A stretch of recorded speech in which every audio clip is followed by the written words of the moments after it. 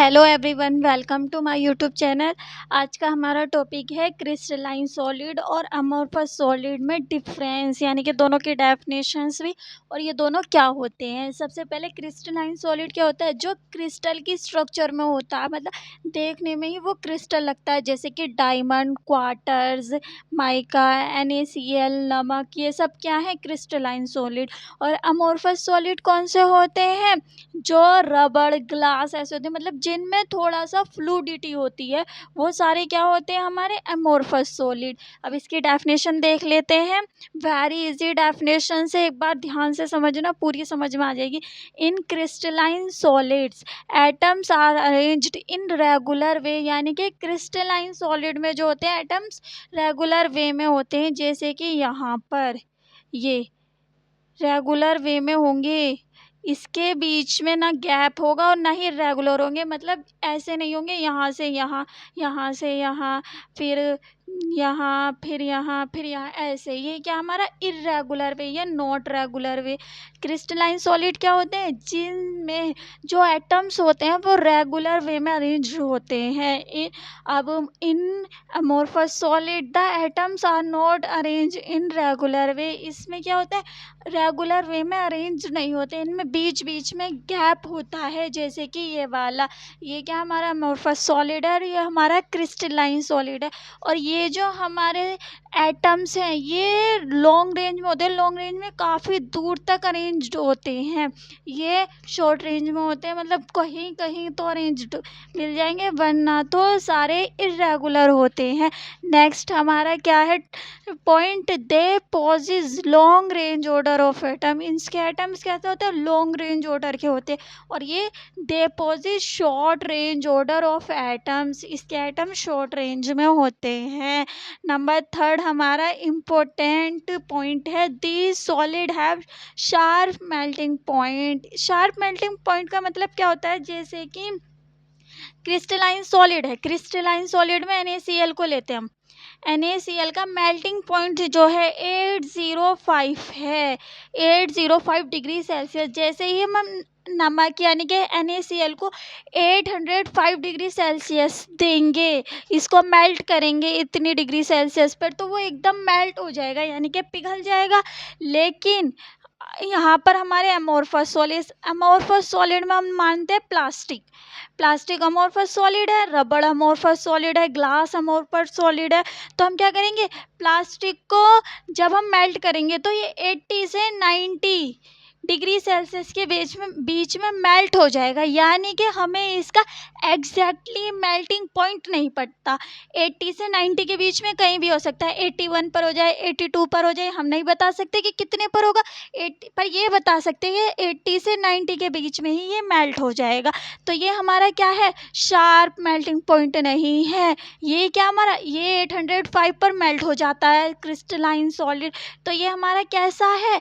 Sharp melting point है। आप NaCl को 805 डिग्री सेल्सियस पे मेल्ट कराओ, एकदम मेल्ट हो जाएगा। लेकिन प्लास्टिक को आपको 80 से 90 के बीच में देते रहना है, और वो 80 से 90 के बीच में किसी पर भी 82 पर हो जाए, 85 पर हो जाए, मेल्ट हो जाएगा। तो ये शार्प नहीं है, एग्जैक्टली नहीं पता होता है। इसका एग्जैक्टली पता होता है तो ये शार्प मेल्टिंग पॉइंट है। These solid have sharp melting point, क्योंकि 805 डिग्री सेल्सियस पे नमक मेल्ट हो जाता है। और these don't have sharp melting point, क्योंकि ये 80 से 90 के बीच में प्लास्टिक कहीं भी मेल्ट हो सकती है, इसीलिए इनके शार्प मेल्टिंग पॉइंट नहीं होते हैं। अगला पॉइंट हमारा क्या है?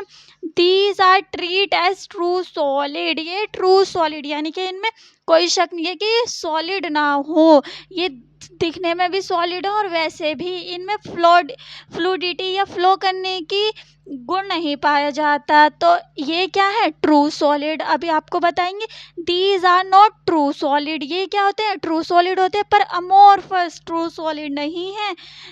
इसके आगे की इसको क्या कहते हैं? सुपर कूल्ड सॉलिड भी कहते हैं। यहाँ लिखना these are super cooled solid, these are super cold solid. कैसे कि ट्रू सॉलिड का मतलब क्या है? डायमंड, क्वार्टर और हमारा माइका, ये सब क्या होते हैं? ट्रू सॉलिड होते हैं, यानी कि इनमें फ्लूडिटी होती ही नहीं है।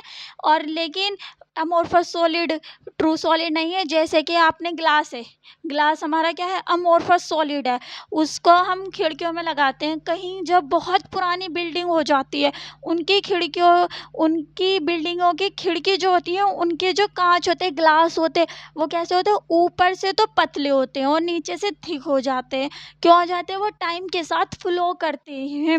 ये नहीं कि कुछ दिनों में, कुछ सालों में, बहुत पुरानी बिल्डिंगों में आपको देखने को मिलेगा कि ऊपर से तो वो पतले होते हैं और नीचे से मोटे हो जाते हैं। क्यों? क्योंकि वो मतलब कुछ रिएक्शंस करते हैं। किसके साथ करते हैं? किरणों के साथ। तो वो क्या करते हैं? नीचे को फ्लो करते हैं। तो वो फ्लो, तो हमारा सॉलिड तो फ्लो करता ही नहीं है, लिक्विड फ्लो करता है। जैसे कि दूध को गिरा दे, पानी को गिरा दे, तो वो फ्लो करने लगा। लेकिन सॉलिड थोड़ी ना फ्लूडिटी दिखाता है या फ्लो करता है। तो हम क्या कहेंगे, ये ट्रू सॉलिड नहीं है। इनको क्या कहते हैं? Super cooled solid. यहाँ पर सूडो सॉलिड भी कहते हैं और super cooled cooled solid. Super cooled solid क्यों कहते हैं? जब हम किसी सॉलिड को नहीं, जब हम किसी लिक्विड को कूल्ड करते हैं तो वो सॉलिड में चेंज हो जाता है। जैसे कि वाटर को हमने कूल किया तो वो आइस यानी कि सॉलिड में चेंज हो गया। अगर उसको हम सुपर कूल्ड करते हैं तो अगर लिक्विड को, तो वो हमारा सॉलिड में चेंज हो जाते हैं। लेकिन कैसा है? ट्रू सॉलिड नहीं है, वो सुपर कूल्ड सॉलिड है या सूडो सॉलिड है। जो है नहीं पर दिखता है, वो होता है हमारा सूडो सॉलिड। और उन्हें सुपर कूल्ड सॉलिड भी कहते हैं। लेकिन हमारे ट्रू सॉलिड कौन से होते हैं? Crystalline solid. इनमें बिल्कुल शक नहीं होता कि ये सॉलिड ना हो। क्रिस्टलाइन सॉलिड में, जैसे डायमंड है, डायमंड को कब तक भी रखो वो फ्लो थोड़ी ना करेगा, ये छोटा हो जाएगा वक्त के साथ। पर कांच हो जाता है, बह के पतला हो जाता है। इसीलिए इनको हम amorphous solid, super cooled solid और नॉट ट्रू सॉलिड कहते हैं। अब इसके एग्जाम्पल क्या है? क्रिस्टलाइन सॉलिड के माइका, डायमंड, NaCl यानी कि नमक, क्वार्टर्स, ETC क्रिस्टलाइन सॉलिड। और हमारे अमोर्फस सॉलिड कौन से होते हैं? Rubber, glass and plastic, ETC are amorphous solid. Crystalline solid और अमोर्फस सॉलिड में यही 5 आपको जो मोस्ट इम्पोर्टेंट पॉइंट है, इन्हीं से आपको दोनों ही क्लियर हो जाएंगे। उम्मीद करती हूँ दोनों में आपको डिफरेंस अच्छे से समझ में आया होगा। आज की वीडियो में इतना ही, मिलते हैं नेक्स्ट वीडियो में।